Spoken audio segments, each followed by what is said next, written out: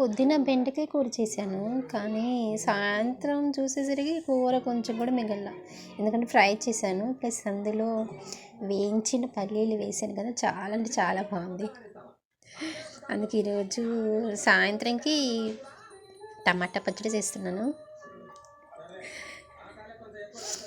ఇంకా fried rice చేస్తుంటే నోరు ఊరిపోతుంది నాకు.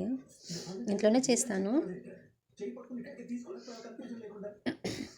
ఇంకా తింటమే ఉంది.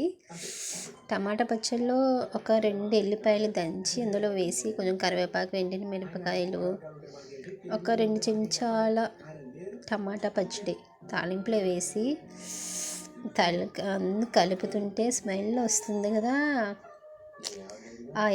అది ఎల్లిపాయల స్మెల్ కడుపు నిండిపోయింది. మా ఆయన ఈ పచ్చడి ఉన్నన్ని రోజులు మాకు దీంతోనే పెట్టి చంపు అన్నారు. మార్నింగ్ ఏదో కూర వండుతున్నాను కదా, నైట్ మాత్రానికి పచ్చడి విత్ ఆమ్లెట్ చాలా బాగా చేస్తాను అనమాట.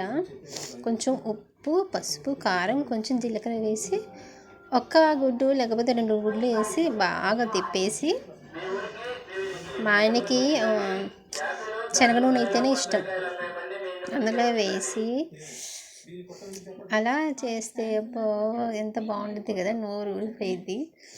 పచ్చళ్ళు ఆమ్లెట్ సూపర్ కదా, నాకు భలే ఇష్టం.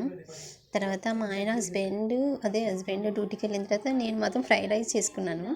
కొంచెం రైస్ వేసుకొని మొత్తం ఆమ్లెట్, నోరు ఊరిపోతుంది. ఇంకా తింటమే ఉంటాను.